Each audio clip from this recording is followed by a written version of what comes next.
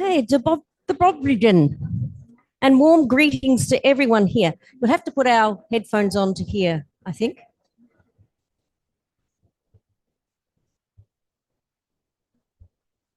Dobrobridgen, and warm greetings to everyone here at the Ukraine Pavilion.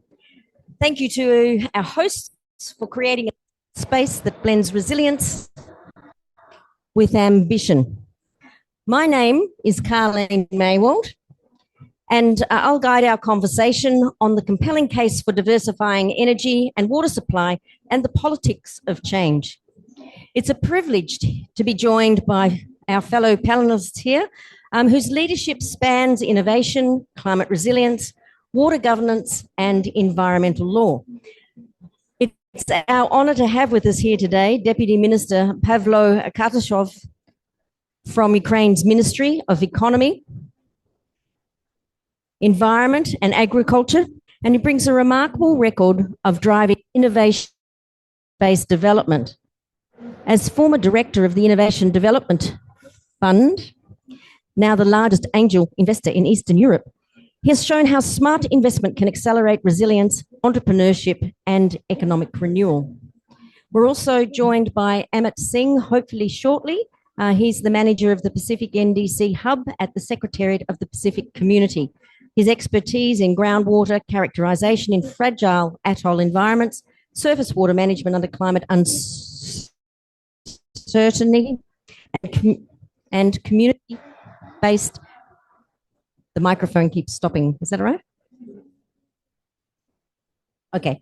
His expertise in groundwater characterization in fragile atoll environments, surface water management under climate uncertainty, and community-based climate resilience has guided some of the world's most vulnerable island nations through unprecedented risk. It's also a pleasure to welcome Representative Andrea Romero from New Mexico's 46th district. Alongside her legislative leadership, Andrea is an entrepreneur, lawyer, and lifelong environment advocate, even farming ostriches in pursuit of more sustainable food systems. Her work reflects the creativity and courage needed to rethink how we manage land and water. And finally, we have with us Dr. Eugenia Kopsitsia, the Associate Professor at Yaroslav Madrya National Law University and MSCA for Ukraine Fellow at the University of Genoa. Her expertise in environmental, energy and climate law, particularly on resilient legal systems in an era of polycrisis, is vital as we navigate increasingly intertwined global challenges.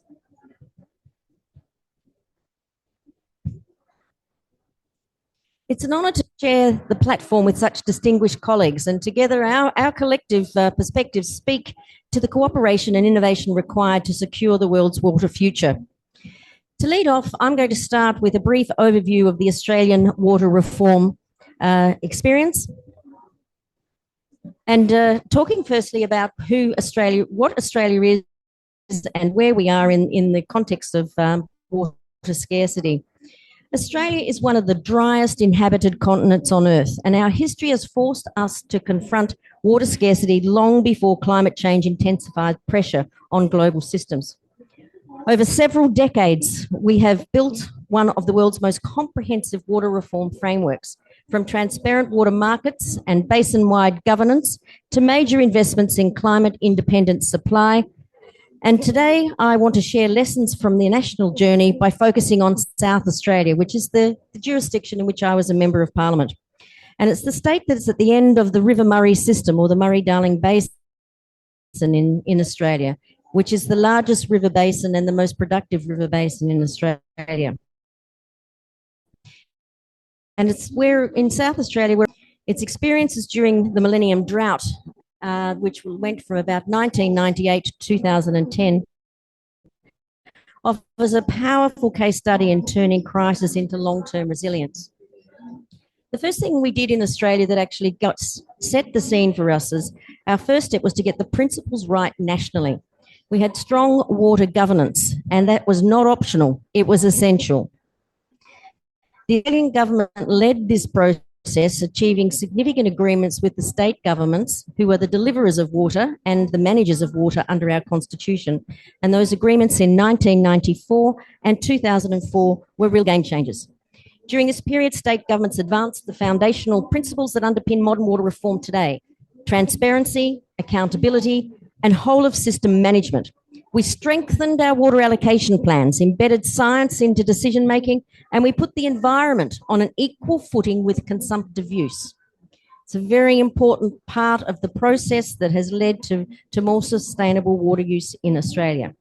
Crucially, we recognise that environmental health is inseparable from economic and social well-being. You cannot have one without the other. We began redressing over-allocation, treating water sources not as endless resources, but as living systems needing protection.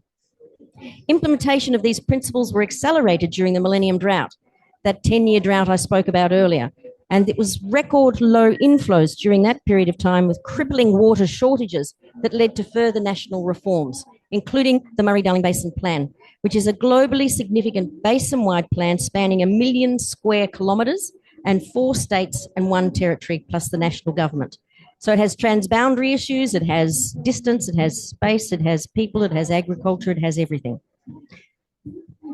What we were able to do in the South Australian context is in water security transformation was during the Millennium Drought, our circumstances were dire. Irrigator allocations were just 2% of what they would normally have available to them. And Adelaide, a capital city of more than 1 million people, almost ran out of water. The drought exposed the hard truths that our systems were over-reliant on a single river. Our governance was fragmented and climate change was outpacing our policies. But crisis became the catalyst for deep structural reform. It gave South Australia the urgency and the permission to rethink its entire approach to water security. With strong principles in place at the national level, South Australia moved quickly to secure long-term resilient supply. We invested in the Adelaide desalination plant, which was capable of supplying up to half the city's needs. Which provided a drought-proof, climate-independent source of water.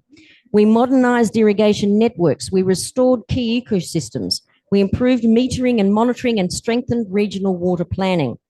These were not short-term drought responses. They were structural investments designed to ensure that families, industries and ecosystems would never again be so vulnerable.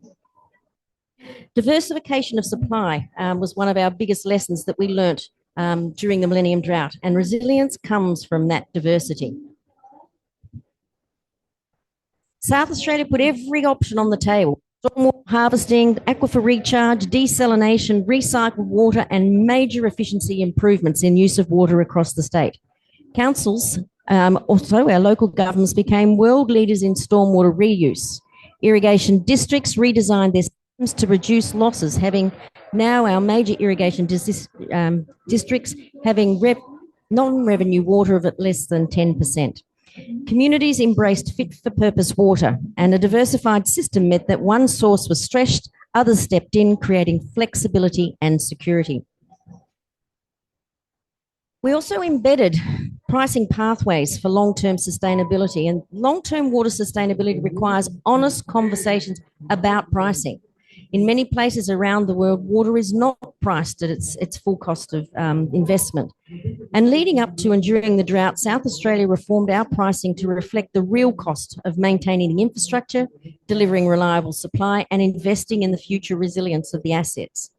These were really politically challenging decisions, but essential ones. And I was the minister at the time when we tripled the price of water.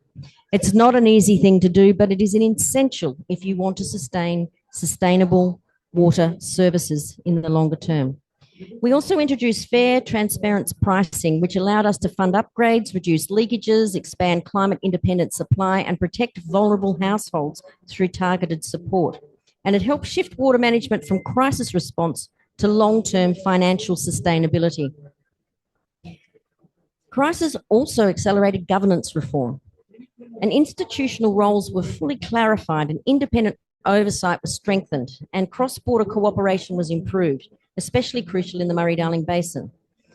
Government's reform is never finished. It requires continual improvement and a commitment to rules that apply to all. Strong governance is the foundation of public trust, and trust is the foundation of all successful reforms.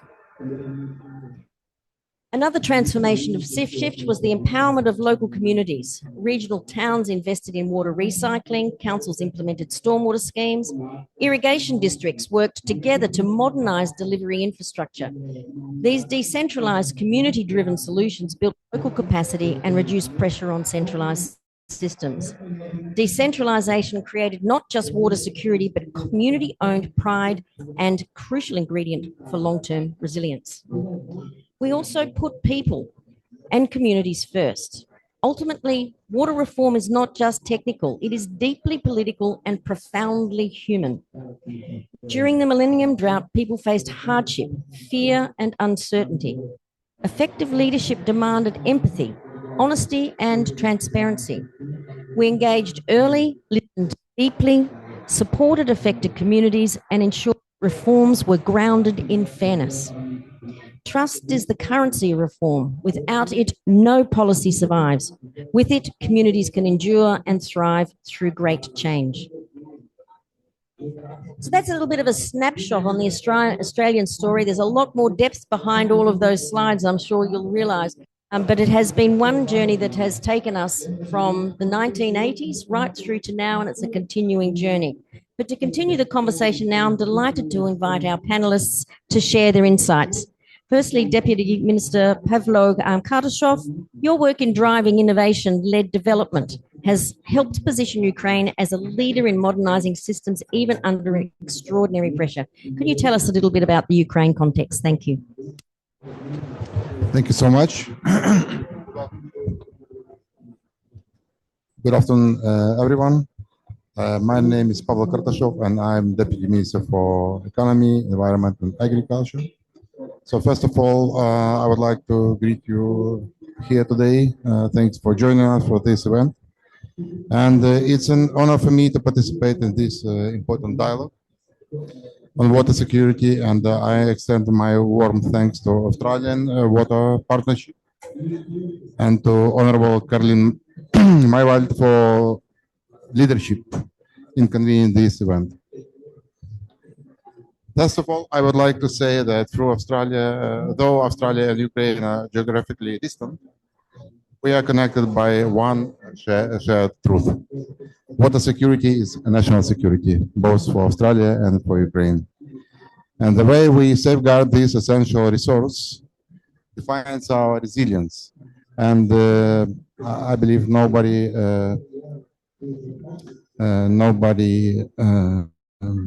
doubts that Ukraine knows what resilience is. And our food and energy systems and the well-being of our people.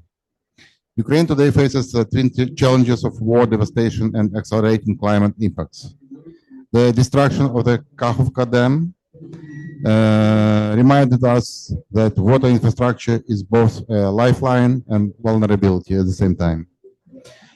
Linking energy supply, agriculture, and human security. We also see an opportunity to rebuild differently. Guided by the European Union Green Deal and EU Water Framework Directive, Ukraine is integrating water governance into a broader recovery and EU accession process. Our goal is simple, is to ensure that every reconstruction investment strengthens long-term resilience for integrated river basin management, modern wastewater and irrigation systems, and nature-based solutions such as wetland and watershed restoration. We are developing innovative financing approaches, including Article 6 of the Paris Agreement, to attract result-based climate finance for projects that connect water, energy, and carbon integrity. The most valuable lessons from Australia's reform is that engineering solutions must go hand in hand with governance reform and public trust, and this is highly important. Lasting resilience requires transparency, cross-sectoral cooperation, and community ownership. As Ukraine rebuilds, we look to deepen collaboration with our partners who share our commitment to design recovery that is green, secure, and future-proof. And we need this belief in our bright and green future. Together, we can turn the tragedies of war and drought into a catalyst for innovation, building water systems that sustain both peace and prosperity. On behalf of the government of Ukraine, I thank you for your solidarity and partnership. By sharing our experience and vision, we can ensure that resilience, like water, flows across the borders. Thank you. Thank you, Deputy Minister. We're now going to hear from our second speaker, which is Andrea Romero. We're going to just skip past. Hopefully, Amit will join us shortly. Andrea, New Mexico knows firsthand the challenges of arid zone water management, and your leadership has brought together policy, innovation, and sustainability. I'm looking forward to hearing you tell us about how subnational governments, like states and provinces and regions, can drive bold water reforms that national systems can build upon. Thanks. Thanks, Carleen. It's a pleasure to be here. Good morning, everyone. Representative Andrea Romero. I'm from the Rocky Mountains of New Mexico. We live in a place where all of our life is inextricably linked to the water because we care about where it comes from every season. We're a 4-season state. Where in the winter, if it doesn't snow and we know the snow decline, we don't have water in the summer. And so we in New Mexico say, el agua es la vida, where we know how precious it is every single day. And our communities, having come from subsistence farming, celebrate that with the world. So as we look at new and innovative opportunities to bring into our state as a state that's in full development mode, we also need to know where and how it is that the first question that we ask is where and how it is we're going to get the water into the participation with our state resource that is most precious. And so reuse, conservation, and protecting the sacred resource is so critical in our state. So I live in Santa Fe, where we have a very progressive water system in pricing water. In New Mexico, we joke because we fight over the water so often that whiskey is for drinking and water is for fighting. And so it's a very, very important resource for us when we look at how essentially it's priced where the more you use it, the more you pay. And so that's something that's been a sort of a global interest about how it is that you do that when we meter everything and of course what the price is for folks that creates equitable access to water as well. Slide, please. So we do talk a lot about creating new water, and you heard Carleen talk about that first. But we haven't actually talked nearly enough about the protection of the water that we already have. So our state has invested heavily in looking at our watersheds and protecting our groundwater.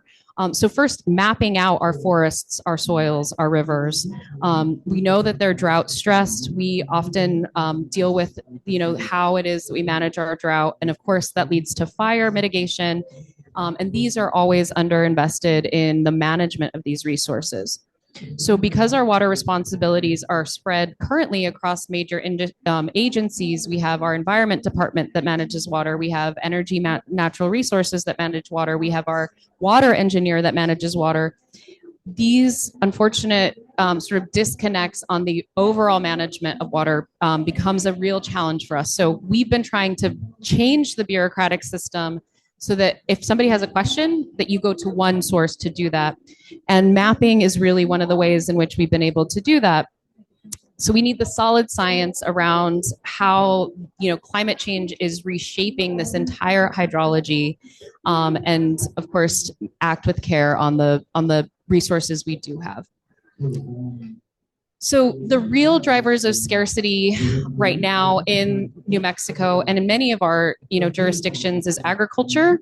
we have industry, and then misaligned priorities. So 85% of our water in New Mexico goes to agriculture and large industrial users. We have oil and gas industry that is a heavy user of our water as well. And these sectors are vital for the state's existence, our incomes as well. But we have to be honest about how we scale that.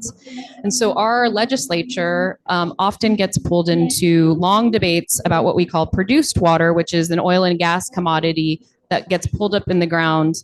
But we're not actually talking about the water systems that exist that are the 85% of the other uses, about conservation and what we can do to align our focus and coordinate execution to look at the resource that we can use for conservation.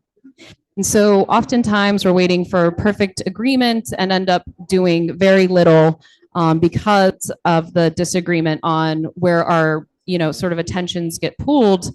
But conservation, efficiency, and watershed restoration in general, and dilapidated infrastructure give us the biggest return, but we haven't been able to make them a priority oftentimes in the political sphere. Next slide.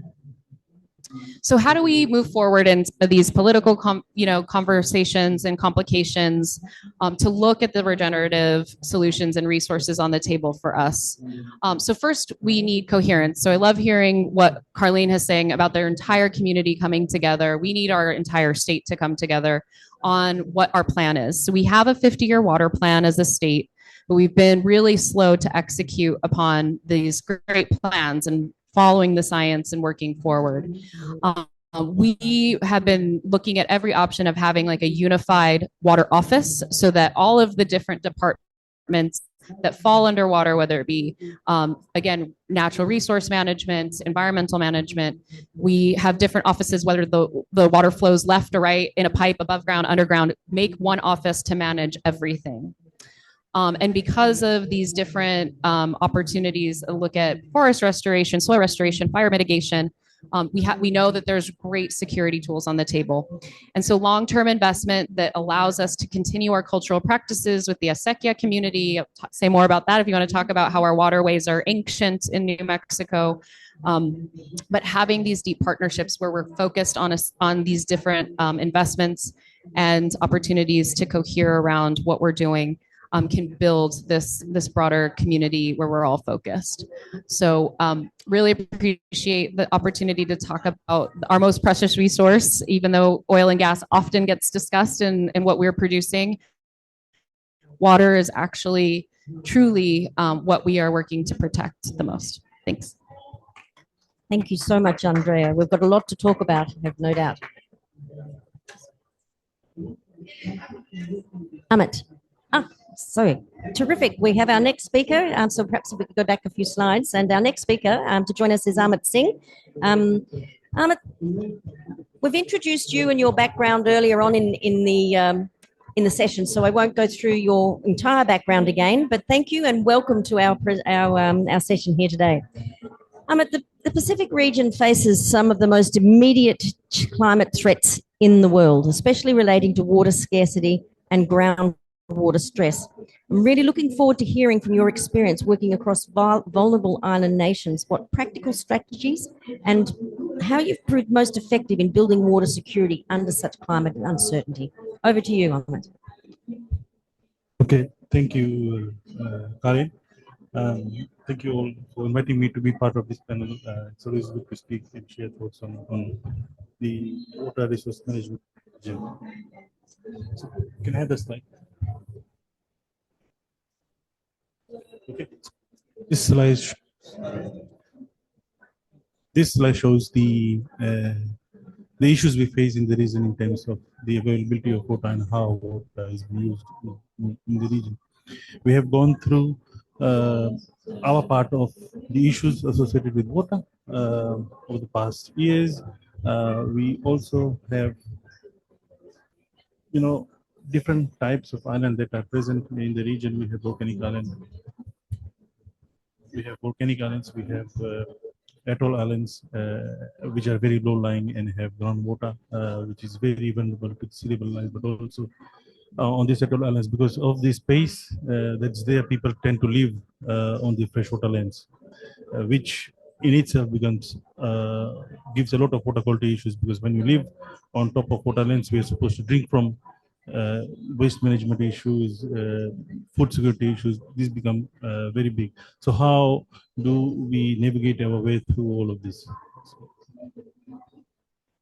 I just also wanted to highlight, the data that we have for the region and access to water security. In the region, as you can see, more than 50% of the population in the region lack access to basic drinking water facilities, and more than 2/3 of the population are living without access to basic sanitation.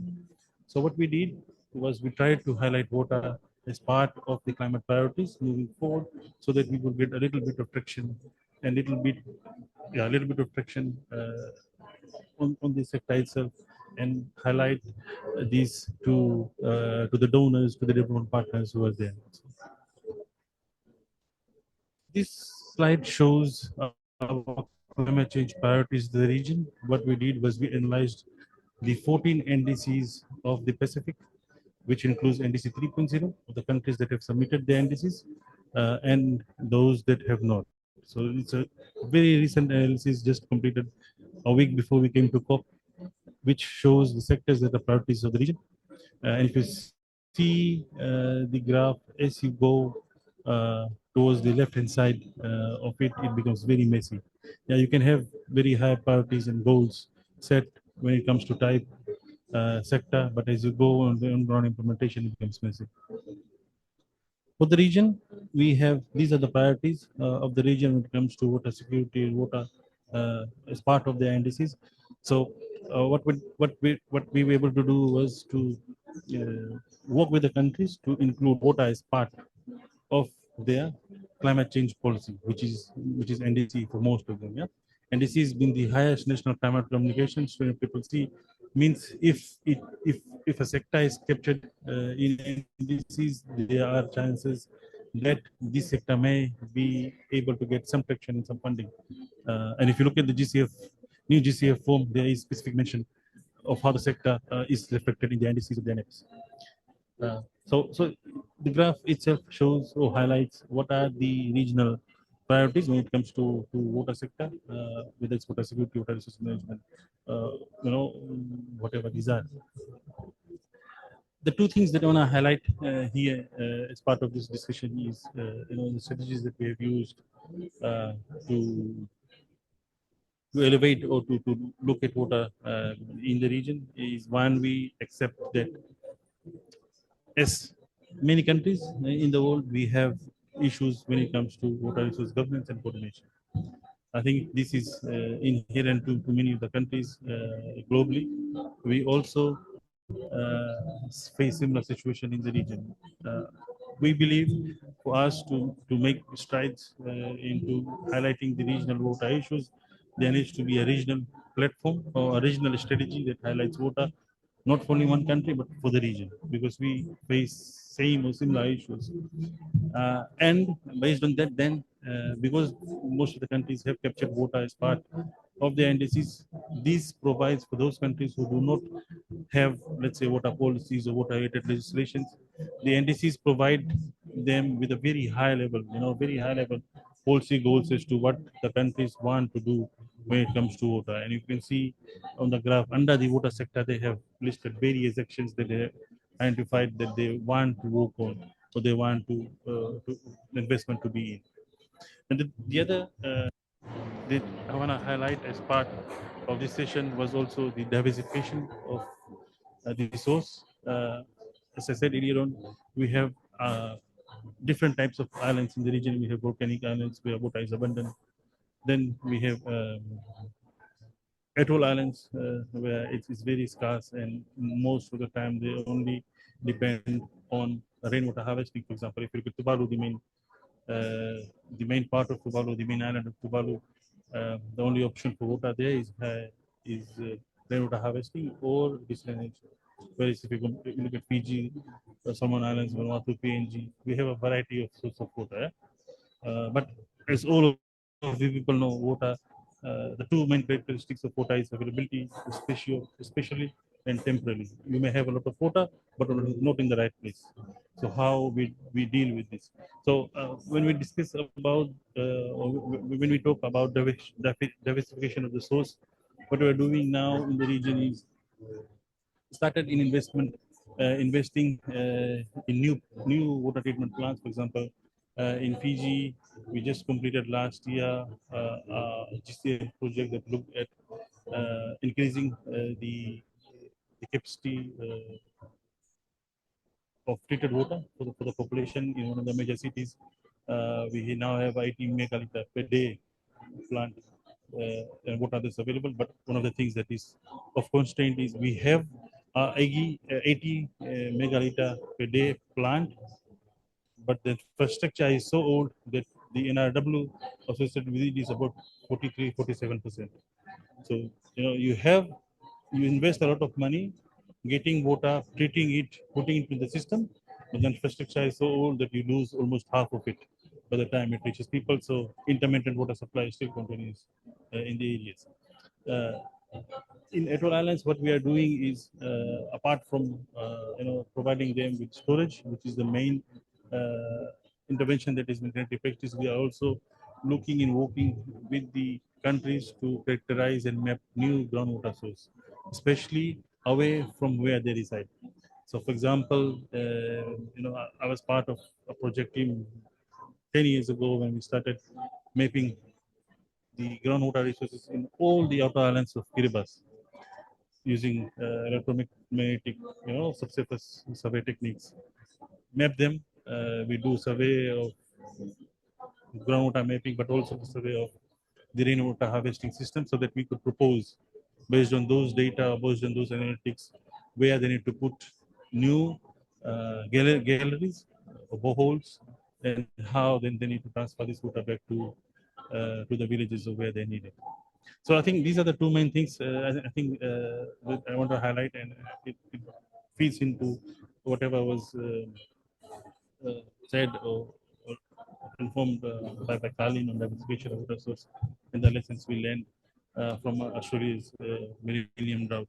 So I think just before I end, I just want to highlight one thing that I think is very important. Oftentimes, when we engage in conversations on water, we as water practitioners, we recognize that water is very important. Yeah, water is the main thing for our sustenance on this planet. It is part, and if you look at the two main agendas that we are engaging in right now, the UNFCCC and the Sendai framework, both of them directly relate to water. Whether it's too much water or too less water. Yeah, climate change for us is a water issue. It's a water issue. It's drought, it's floods. Again, if you look at Sendai framework. But one of the things I don't see, and coming from a very small and developing state, is I don't see this anchored as part of the main conversation. We always find water afterthought at the tail end of CCC discussion, or at the tail end of somewhere in the darkness of Sendai framework. I think if we continue to see that as something normal, we will never be able to elevate to water to where it needs to be. And I think that's the conversation we need to have and highlight. Unless and until we do that, we might gather and have conversations like this, discuss. It will, but water is a sector, water is a thing we'll always find it at the back end of the conversation, and we'll never gain traction. So with that, I say thank you. Thank you very much, Amit. There is absolutely no doubt that those of us that work in the water industry couldn't agree with you more. Amit, the narrative around water is often not highlighted in the same way that discussions around energy, infrastructure, and other important economic enablers of our economies are. And as a former politician myself and someone who's worked in the water industry, the frustration that I have of that inability for governments to see how important water is in the context of a critical enabler of actually driving our economies. And it's a national security issue to get water right. So we have one more speaker, and then we're going to go to a panel discussion. So if we could move on to the next slides. And Dr. Eugenia Kopitsia is now with us. Your research on resilient climate law in a poly-crisis era is deeply relevant to the challenges we face today. So what legal and governance principles do you believe are most essential for countries seeking to build durable, climate-ready water systems overlapping crises? Yes, thank you very much for the question. And I'm quite humbled to be following your fantastic presentations and the incredible work that you have been doing. And before I answer your question about the resilience in law, which is quite a challenging topic to discuss because the law can be whatever great, but the way how we implement it in whatever context it is, it's always the challenge, and it needs all of the actors across all of the industries to be aligned with a similar vision. Because behind every single law, as I usually say, like, I don't believe in law, I do believe in people that are using these laws and implementing it on a certain level. But I would like us actually to zoom in back, because we are now in Ukraine's pavilion, and this year's pavilion theme is a lot aligned with this year's discussions on biodiversity, because this is biodiversity COP, and we have been witnessing the destruction of the forests all over the world, and we're showcasing on both sides of our pavilion forests that are being burned and those that are innovating, and on the other side we can see our land that has been mined and destroyed, and then like the incredible work of Ukrainian farmers that are still cultivating the land and ensuring that food security is there. But this is this year's theme. In 2023, we had an extreme event that happened due to the ongoing Russian aggression against Ukraine. And this was the theme of our pavilion in Dubai. We were showcasing the Kakhovka Dam explosion, and we had the roof of the house that was specially brought from Ukraine to Dubai, showing what actually water security is firsthand. And literally standing in the middle of Ukraine's pavilion, you could feel the goosebumps because you could see how we are all drowning.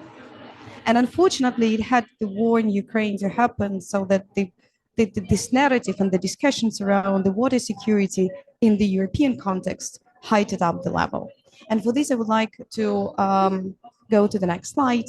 And this is something that was said by the European Commissioner, that the scale of environmental crimes damage in Ukraine is enormous. And we cannot recall anything similar from the past. And answering your question about the legal frameworks, we could recall like the conflicts are happening all around the world, but the way that the war was framed, that this was the war in Europe in the 21st century, after the years of the established peace frameworks after the Second World War, it was unprecedented for people in Europe to believe. And it had the full Russian scale invasion in 2022 to happen when Europe eventually woke up. And in this context, legal frameworks for these crimes are not very clear. And this is when we're talking about the destruction of environment, because the environment is being destroyed by the people's greed all over the world without the war. But it is the war that brings it up. And if we go to the next slide, this is what became so obvious, that nature is a silent victim of war. And the environmental consequences of war today are estimated to exceed more than 100 billion euros. The cost rises every single day. And this is what you can see around. Ukrainian forests are being damaged. We have lost around 1 million hectares. And in the first day of our program here at COP, we had the representative of the Forest Agency of Ukraine, who were showing the scale of the destruction. And it takes at least 10 years to restore, at least, because if we degrade the ecosystems, it takes much longer. And when it is the war that heightens it all up. But when we're thinking about the inability of our legal frameworks or policies to tackle the current crisis, we're undermining the future generations, no matter whether this is Ukraine, the things that are happening in Sudan, or in California, wildfires, or Australia, wildfires that blew my mind in 2020, when the whole world saw that amid the COVID crisis, we had the planet burning and calling for action. And if we come back to the moment, to the event that happened in 2022, this is one of the first photo shooting of the Kakhovka explosion. It was deliberately targeted by the Russian forces in June, and it was very much ironic and sarcastic that at the same time it was Ukraine Recovery Conference happened in London. People from all over the world, from all over Europe, gathered together to work on the green recovery plans for Ukraine, and the same day Russia targeted one of the biggest dams in Ukraine, undermining not only the energy security, but bringing up to the front what we're talking here with you today, water. As a result of that, 600 kilometers of coastal areas were flooded. The release of the radioactive sediments from the Chernobyl zone was happening in the peripheral, and the huge damage of the ecosystem of the Dnipro Black Sea, which is currently estimated $6.2 billion, but the estimations are pretty tough. And if we go to the next slide, we're talking always about the people. Over 6 million people in Ukraine lost access to the safe drinking water due to the destruction of the water infrastructure and contamination of the sources, and directly impacted 1.5 million households. I was struggling to prevent myself from putting the photos of when this evacuation of the people from the territories were happening.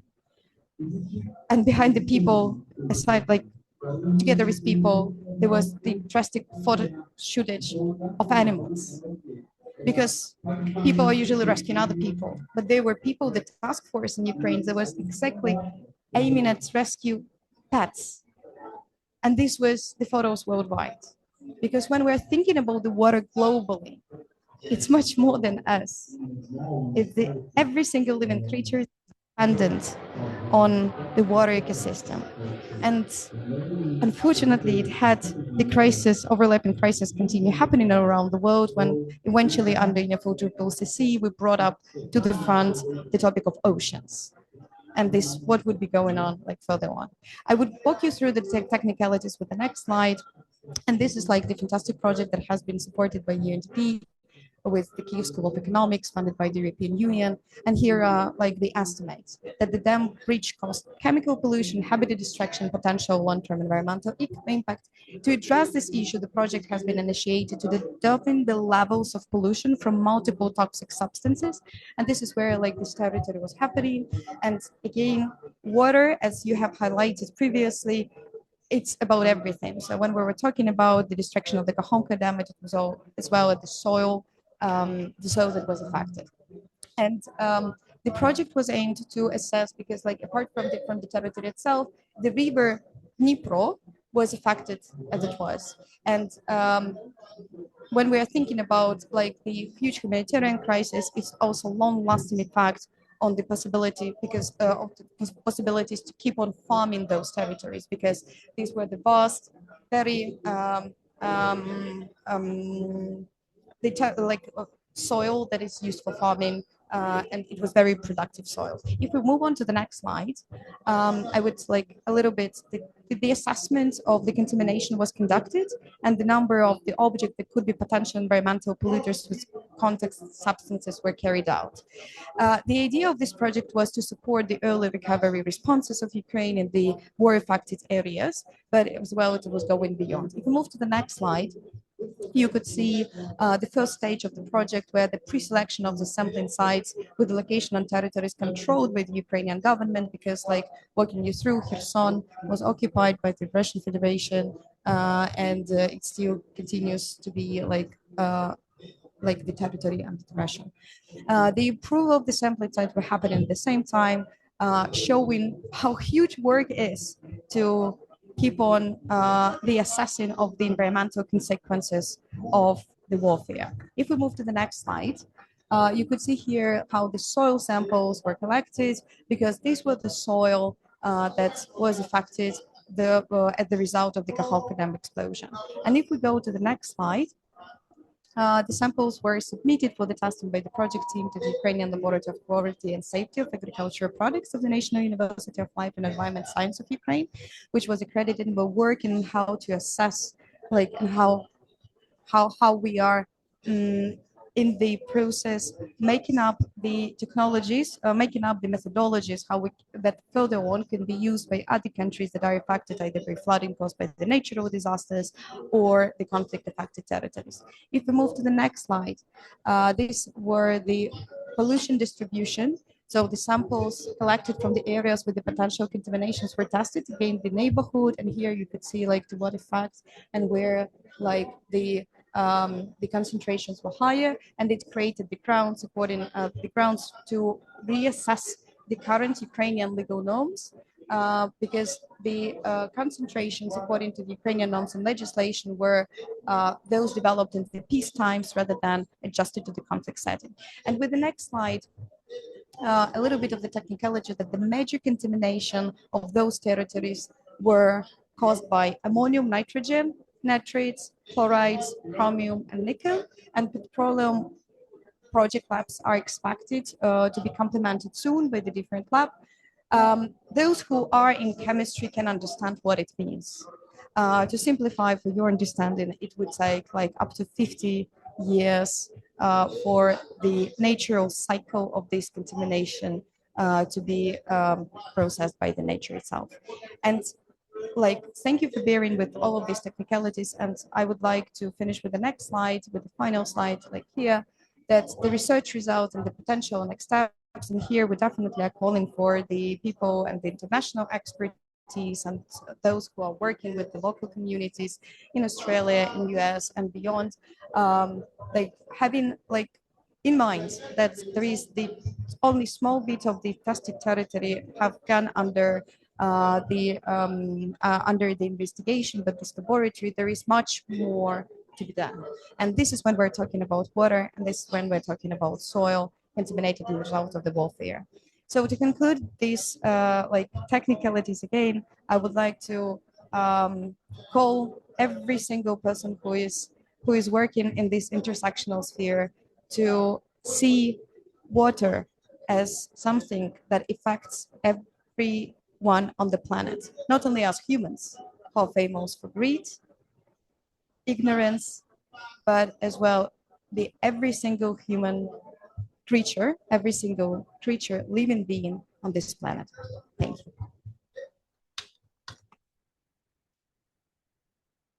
Thank you, Eugenia. And that puts into stark contrast for us the challenges being faced by the people of Ukraine and the brave and courageous way in which you are endeavoring to actually face the challenges of the future and to build resilience and build better into the future. As your Deputy Minister said during his presentation, that the one thing that we can do is make the choices. And on the floor in your Ukraine pavilion here, you say on one side you can make this choice or you can make that choice. We can do what we've always done and build things back the way that they were, or we can actually choose to think about things differently, to build resilience into the future infrastructure investments involving communities deeply in what it is that we're looking to do to solve the problems that we're facing. And by doing that, we can have more fit for purpose solutions. We can have more decentralized solutions. We can potentially have solutions that are less risky from a geopolitical perspective, but also for a water security perspective. Andrea, it was really interesting to hear your conversation about the challenges that you have in bringing different government agencies to the table to actually talk about water and to talk about water in the context of water for the future. In our context in Australia, we have exactly the same problem. And when people talk about government, they say the government should do this or the government should do that. The problem is the government doesn't speak with one voice. In every agency, there is a different agenda around water, and water is not managed well across those different agendas. I'll give you a little example of what we did in Australia, in South Australia in particular. When I was minister, we set up a water security council because I had 8 agencies that had touch points with water. And those 8 agencies would argue through the cabinet process into government their agenda. And so it made it very difficult for governments to actually make whole of government policy decisions. We were constantly in conflict in regard to those policy agendas.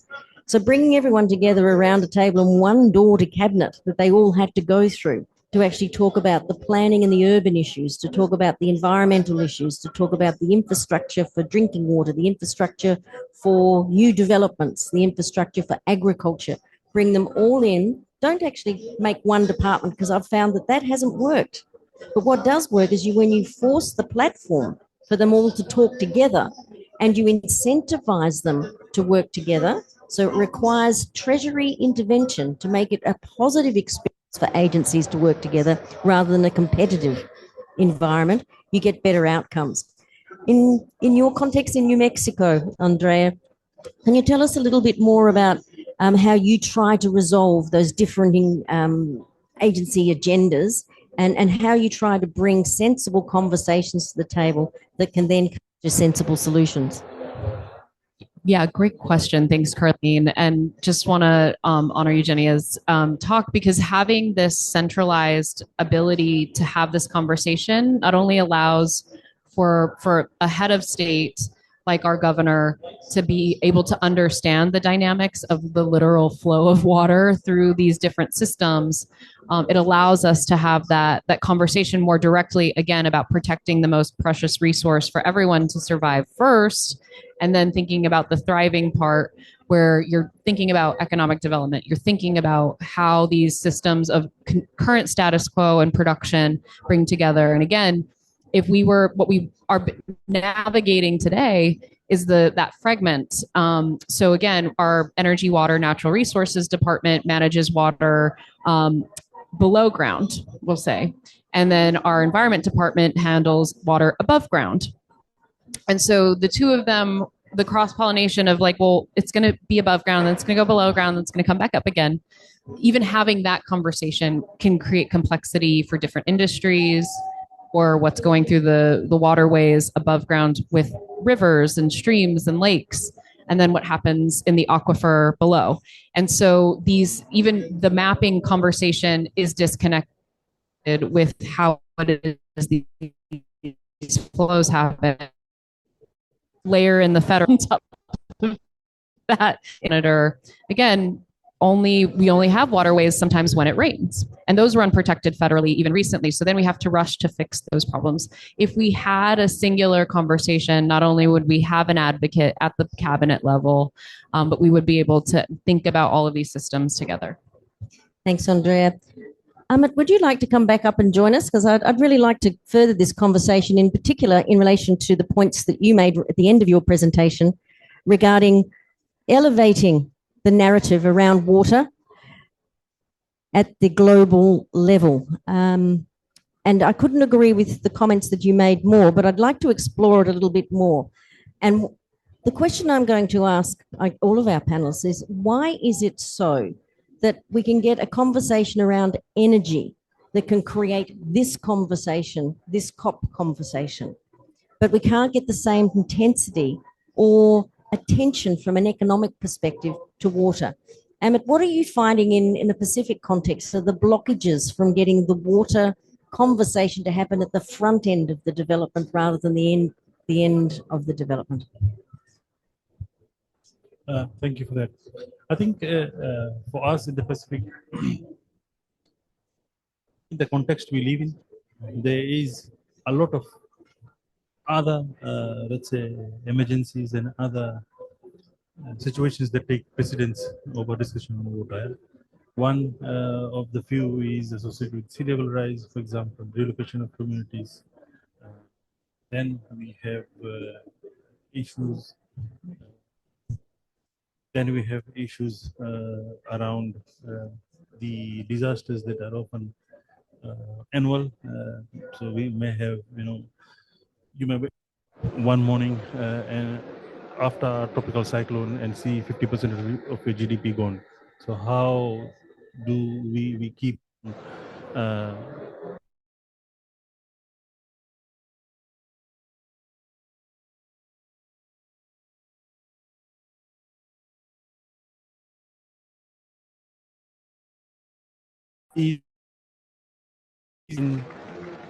put aside for social services, for example, education, women, social service, health, and all of this stuff.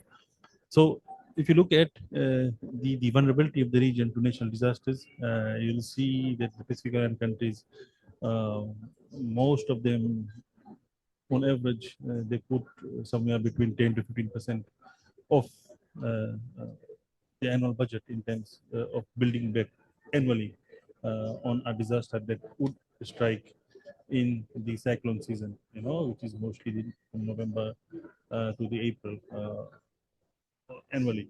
But so I think that's one of the reasons why WOTA is not taking this level of importance in the region. But what we have done is that most recently, last 2 years, we have tried to have at our regional level, at our meeting where we have the annual leaders meeting, which is convened through the Pacific Island Forum Secretariat, which has different items, and we have been able to elevate water as a discussion from the Pacific water and wastewater ministerial action meetings that take annually. So the outcome from that meeting is fed to the leaders meeting, so that all the prime ministers of the Pacific, the 14 Pacific Island countries, are able to have an agenda item to discuss water at regional level, highlight what are the priorities, and then have champions who champion water regionally. So this is the mechanism we are using, at least to raise the importance of water. And I think, and I'm sure all of you agree, when we have our leaders talk about certain issues over and over again, it gains traction. So that's the model we are using. We are 2 years into that. We are hoping that it will make some difference moving forward. So let's wait and see what it gets us to. Yeah, right. Thank you so much for that, Emmett. It's such a challenging issue, but the priorities of government are many. And I'd really like now to turn to priorities of government for a government like Ukraine are also many. How do you actually elevate the importance of building back better and actually creating an environment that's going to give Ukraine in the future more sustainability, not only in water service delivery, but in environmental sustainability? What do you do as a person who's involved in the advocacy in this space, Eugenia, to help? Thank you very much for this question. And it is a very big collective effort, and from everyone who is involved in helping and supporting Ukraine. That's for sure. We all do a lot, and I would definitely acknowledge the incredible force that is disseminated across every single segment of Ukrainian society these days. But answering your question, and thank you for bringing the concept of building back better. This concept and this vision was introduced by the Ukrainian government already in June 2022, and it was like unprecedented, for myself, because back then I was in Italy as a privileged. I was calling myself a privileged Ukrainian refugee academic, hosted by the University of Genoa, and continue to do my research there. And for me, just observing that already that vision, and it was just a couple of months since the beginning of the full Russian scale invasion, when the planning was already there.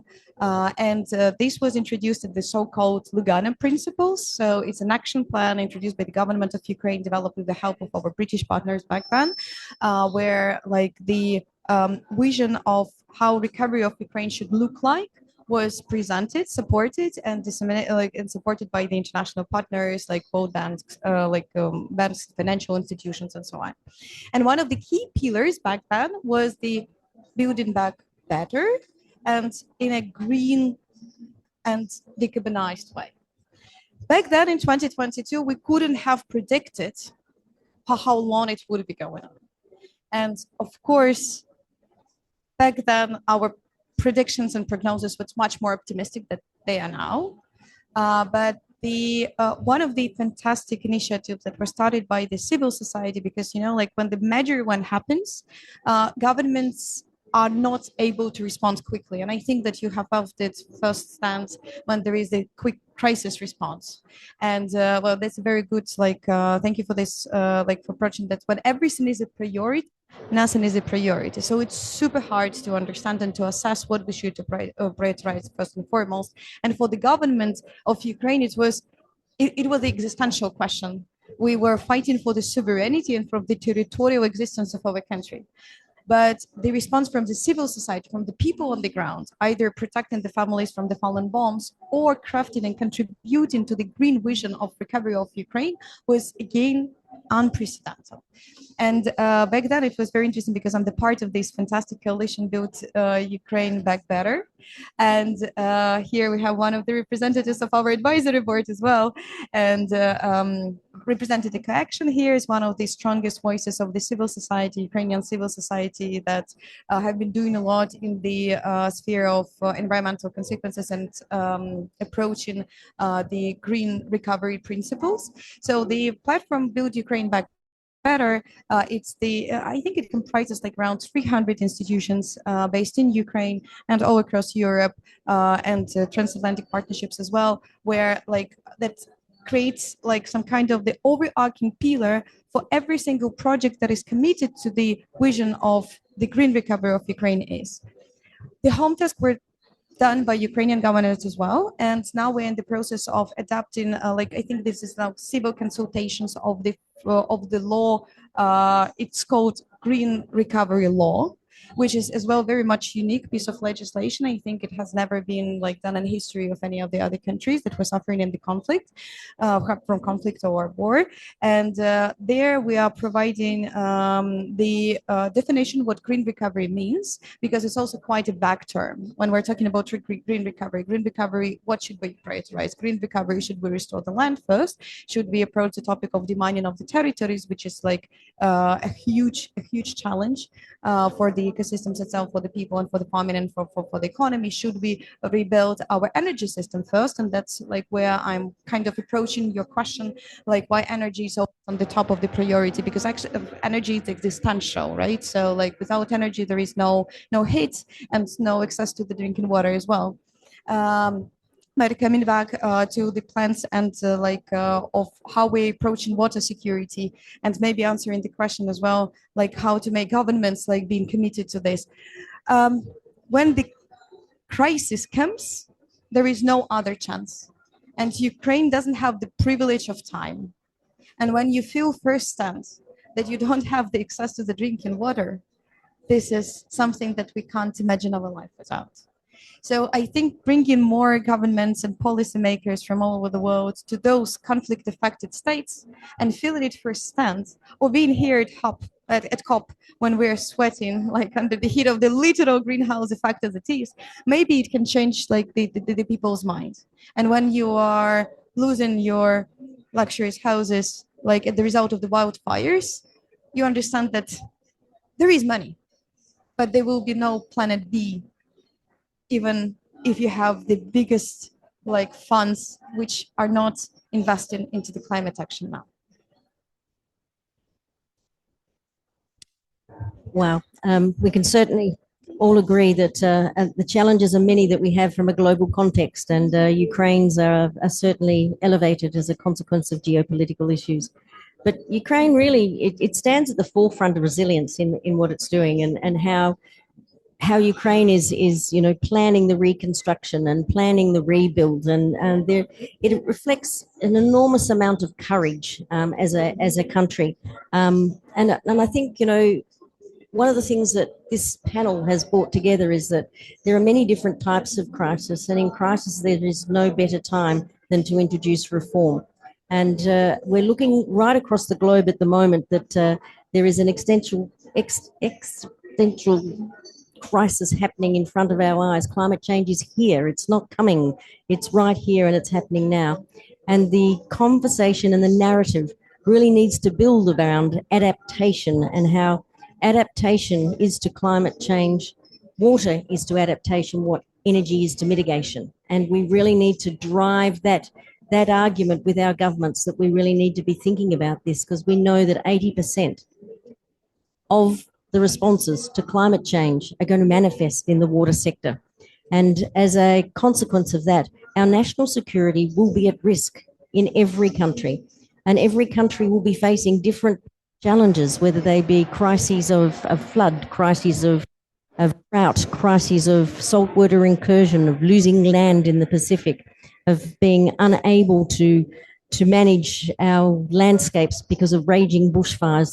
There's a whole range of things that we will need to be challenged by, and water needs to be at the centre of that. And there's certainly nothing in my mind has been more reinforced than from this panel. So thank you all for your contributions, and thank you in particular to Ukraine for hosting us here today, and in particular to you, Eugenie, for your very insightful presentations that has really given us an insight into the challenges that Ukraine is facing.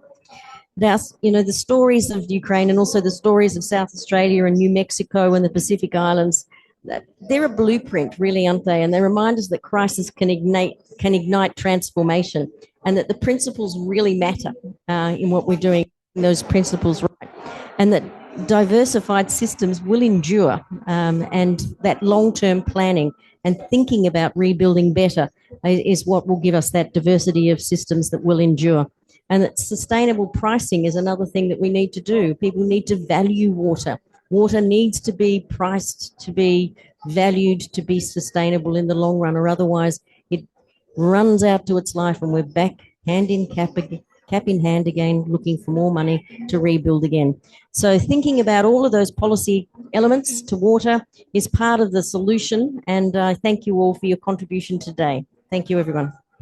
And thank you for your attendance also.